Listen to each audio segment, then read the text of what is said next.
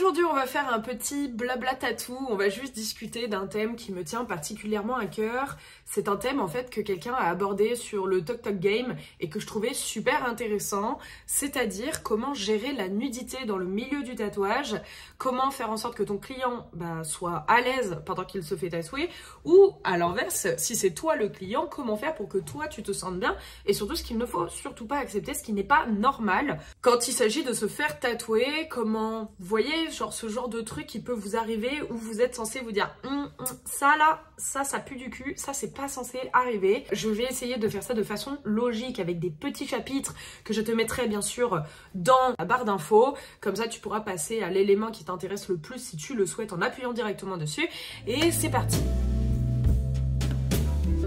Tout d'abord, quand on parle de nudité dans le tatouage et de travailler du coup sur le corps des gens, puisqu'on est littéralement posé sur leur peau, il est question dans un premier temps de prendre en compte ce qu'on appelle le consentement. Et je ne cesserai de le répéter, le consentement, une fois de plus, c'est très important. En 2025, je ne veux plus entendre de « oh, je savais pas, je sais pas trop ce que c'est ».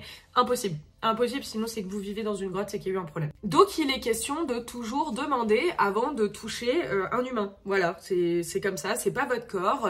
Certes, quand on tatoue, on a tendance parfois à oublier qu'on est vraiment genre...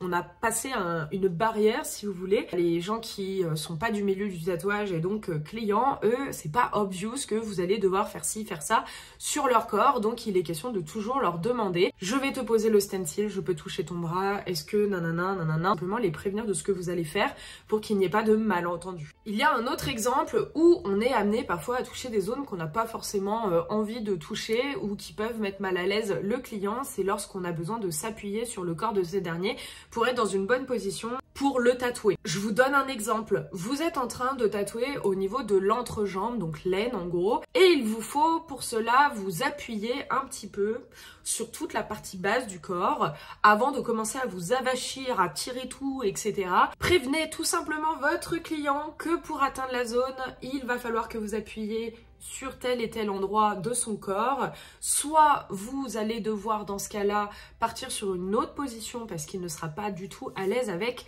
l'idée, soit tout simplement il va vous dire il n'y a pas de souci, mais au moins il aura eu le mérite d'être prévenu et pas avoir le sentiment qu'on arrive sur lui en mode salut et que c'était pas du tout ce qu'il avait compris, il n'a pas eu le temps d'anticiper. Je vous assure que si vous faites cela, déjà ça évitera énormément de problèmes. Toujours dans l'idée de consentement, il y a le fait de demander si la personne est ok ou non de mettre les tatous que vous avez réalisés sur lui sur les réseaux. Pour ce faire, il est question de rajouter une petite rubrique sur le consentement mutuel. Est-ce que c'est ok pour toi que je mette mes créations qui sont maintenant sur ton corps, sur les réseaux sociaux? En règle générale, les gens sont complètement à l'aise avec l'idée de mettre leurs tatous une fois finalisés sur les réseaux sociaux. S'il faut, on valide les photos ensemble, on fait des petits floutages pour cacher certaines zones. J'ai jamais eu personne qui m'a dit non. C'est souvent moi d'ailleurs qui dis non sur certaines choses parce que c'est des projets trop personnels, genre des phrases que papy a écrit, etc. Et j'ai pas envie qu'on recopie leur tatouage. Donc dans ce cas-là, je dis tout simplement à la personne, je ne mettrai pas ton tatouage sur les réseaux sociaux car il est trop personnel. Point. Et pourquoi demander? Tout simplement parce que, une fois de plus maintenant, c'est sur le corps de votre client. Donc il est toujours question, une fois de plus, de demander le consentement de la personne avant de mettre quoi que ce soit sur les réseaux sociaux. Maintenant, on va s'intéresser à comment faire en sorte de cacher les zones du corps qui pourraient justement faire que le moment du tatouage est gênant. Pour ce faire, je vous donne un exemple, vous êtes en train de tatouer au niveau de la poitrine. Homme, femme, il est question de proposer des cache-tétons. Donc soit vous achetez comme moi des choses comme ceci, qui sont tout simplement des petits cache-tétons en forme de petites fleurs. C'est cute. Si vous n'avez pas ça, c'est pas grave. Vous prenez un sopalin. Vous le pliez en deux, comme ceci. Et vous prenez du micropore, ça. Et vous allez donc faire vous-même des petits cache-tétons, tout simplement. Vous faites comme ça, vous en coupez plusieurs. Il vous en faut 4. Et après, vous en mettez un là. Un là, je l'ai fait à l'arrache, mais vous comprenez l'idée. Et un là, comme ça. Voilà, tout simplement. Et là, l'idée, c'est que la personne va pouvoir venir le coller sur sa poitrine, comme ceci. Du coup, quand tu tatoues, même si tu dois dégager cette zone-là, bah là, son téton, il est caché. Donc après, il s'agit de faire des formats qui conviennent en fonction des parties du corps, parce que cette technique-là, en soi, moi je vous le montre pour les tétons, mais elle peut aussi servir à cacher d'autres zones du corps. Maintenant, on va passer à des zones comme l'entrejambe, où bah, parfois, on a des personnes qui sont pas à l'aise avec l'idée de montrer cette zone, et c'est complètement normal, je ne le serais pas non plus. Nous, ce qu'on a fait, c'est qu'on est allé à Primark, et on a acheté un short, comme ça. Donc il est assez grand, il est assez extensible et du coup il va à presque toutes les morphos. Ce dernier, donc il va vous permettre de tatouer des zones comme l'entrejambe, tout simplement parce que vu qu'il est assez large, on va pouvoir le remonter comme il faut et le scotcher pour bien délimiter la zone, seulement la zone du tatouage. Puisque nous n'avons clairement pas besoin de voir le reste. Ça vous pouvez le trouver pour 2-3 balles chez Primark. En prendre un assez large, élastique, parce que si vous avez des mini gabarits qui arrivent, qui puissent aussi le porter, et vous scotchez pour bien protéger la zone et que votre client puisse bouger sans que ça découvre tout et que ça perde l'utilité même que de cacher ce qu'on n'a pas besoin de voir. Pareil, pour le dos, souvent on va avoir besoin du coup de dégager la zone du dos, donc ça sous-entend aussi enlever tout ce qui est soutien-gorge, brassière, etc. Nous, on avait en fait acheté un grand t-shirt et on est tout simplement venu faire une grande fente derrière pour pouvoir avoir un humain qui a le devant bien protégé, donc on voit pas sa poitrine ni rien, et à contrario, le dos bien dégagé aussi, pour pouvoir tatouer le dos de votre client-cliente en toute sérénité. Et idem encore, si vous avez des personnes qui n'ont pas prévu, on a aussi un pantalon toujours avec ce système d'élastique et toujours très très large pour pouvoir le remonter et que la personne ne soit toujours pas cul nu. Et là, vous pouvez donc tatouer des cuisses, des mollets, etc. L'idée, c'est que de toute façon, à partir du moment où vous avez prêté un vêtement à un de vos clients, du coup, ce vêtement est sale, donc il faut le laver avant de pouvoir le réutiliser sur quelqu'un d'autre. C'est très important. L'hygiène, on n'oublie pas. Donc ça, c'était quelques tips pour cacher certaines zones du corps qui parfois peuvent poser problème, provoquer de la nudité ou en tout cas du malaise de par l'emplacement choisi. Autre chose très importante, c'est le fait que c'est pas parce que vous considérez que c'est un homme qu'il a le droit d'être plus nu qu'une femme. Voilà. Vous savez la question des genres actuellement. Aujourd'hui, on est quand même vraiment plus informé là-dessus et il est question d'arrêter de faire des généralités. Donc, on ne s'arrête pas à un genre que nous, on a donné à la personne. Il se peut que la personne en face de vous ait besoin d'avoir des cache-tétons, même si vous l'avez considéré comme étant genré homme. Je sais pas si vous voyez de quoi je parle. C'est un sujet qui est un peu touchy, mais par exemple, moi j'ai énormément de personnes de la communauté LGBTQIA+, qui viennent se faire tatouer dans mon salon.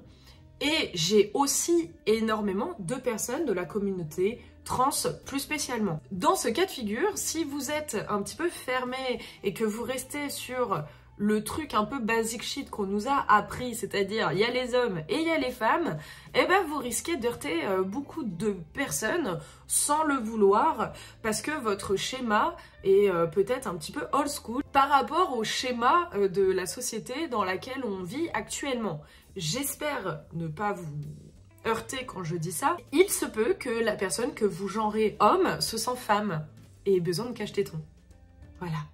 Comme il est possible aussi tout simplement que ça soit un homme genré homme qui est pudique et qui a donc besoin d'avoir de quoi cacher ses tétons. Donc ça c'était la toute petite parenthèse, mais je trouvais ça quand même important de le dire pour comprendre les règles de base pour gérer la nudité des gens. Pouvez-vous, en tant que tatoueuse, ne pas forcément avoir envie de voir des gens cul nus? Et du coup, il est question d'inviter à cacher certaines zones pour que vous, pendant que vous tatouez, vous ne soyez pas mal à l'aise non plus et que vous puissiez être un peu plus libre dans vos mouvements. Parce que si une zone est découverte mais que ça vous met mal à l'aise, il y a de fortes probabilités que pendant le tatouage, que vous n'aimiez pas aussi. Dans tous les cas, quand il y a un doute, il n'y a pas de doute. On cache et on met à l'aise au maximum les gens, comme ça au moins il n'y a pas de problème. Si vous avez donc un rendez-vous et qu'il s'agit tout simplement d'un endroit où vous risquez, quoi qu'il arrive, d'avoir une personne un peu dénudée, il vous faudra trouver des astuces pour isoler la personne du reste de l'équipe si vous travaillez dans un salon où il y a plusieurs personnes. Je m'explique. Par exemple, moi, mon poste de travail, je vous le montre, il est là. Voilà, mais il est aussi ouvert sur le reste du salon. Ce qui sous-entend que si je fais une zone qui est dite un peu sensible, qu'on n'a pas forcément envie d'être tout nu devant tout le monde, eh bien je vais tout simplement changer de plan de travail et je vais aller m'installer à l'étage parce que je sais que ce jour-là, je fais un underboobs. Dans mon salon, on est 3 à travailler, on a chacune notre place attitrée. Et du coup, quand on a quelqu'un qui a une zone sensible, on le met dans un endroit qu'on appelle la grotte, la boîte, peu importe. Et en fait, c'est tout simplement à l'étage et c'est la pièce la plus excentrée du reste du salon. On y a rajouté aussi un petit rideau, que le côté open space du salon soit cassé et que, bon, on peut entendre ce que les gens disent, mais on ne peut pas voir ce qui s'y passe pendant l'acte de tatouage. Je vous assure que si vous travaillez en équipe et que vous n'avez pas au moins un paravent pour isoler la personne lorsqu'elle se fait tatouer sur une zone dite un peu sensible, vous risquez de mettre très mal à l'aise votre client. Donc, comme je le disais, pour ce faire, soit vous avez un système de rideau au plafond et vous pouvez le fermer, soit vous avez un système de paravent, soit vous avez tout simplement une pièce fermée exprès. Mais il est question aussi de ne pas genre juste cloîtrer la personne dans un coin avec vous, puisque ça aussi, le fait qu'elle soit nue, seule avec vous, ça risque aussi de la mettre mal à l'aise et c'est là un peu toute la complexité de notre métier, une fois de plus, d'être sur le corps des gens. Donc il faut essayer de trouver le bon compromis. Pour ça, la communication, je pense que c'est à peu près la base de tout.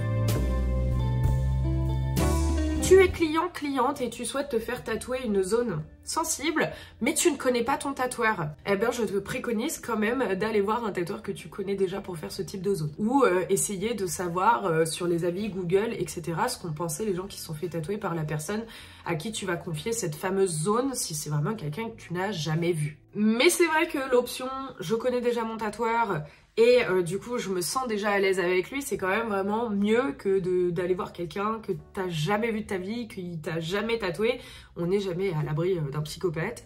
Malheureusement, dans le milieu du tatouage, on sait que c'est déjà arrivé plus d'une fois. C'est aussi pour ça que je me permets de dire faites attention, même si ça me fait suer d'avouer cela. Malheureusement, avec toutes les dernières affaires dont on a entendu parler, vous savez que même chez vous, vous n'êtes pas forcément à l'abri. Yes, super rassurant. Donc du coup, essayez d'aller dans des salons où vous n'êtes pas seul avec la personne, d'aller dans un salon où vous n'allez pas être cloîtré dans une pièce seule avec le tatoueur ou la tatoueuse en question, ou encore, comme je le disais, d'aller chez quelqu'un que vous connaissez déjà. Au moins comme ça, on élimine toutes les possibilités de ça s'est mal passé. Pour conclure tout ça, en gros, si je vous dis ça, c'est aussi parce que j'ai vu des personnes avec des tatous extraordinaires, vraiment super beaux, mais la session s'est tellement mal passée, ils ont été mis mal à l'aise, etc. À ce moment-là, vu que c'était une zone dite un peu, voilà, je vous fais pas de schéma.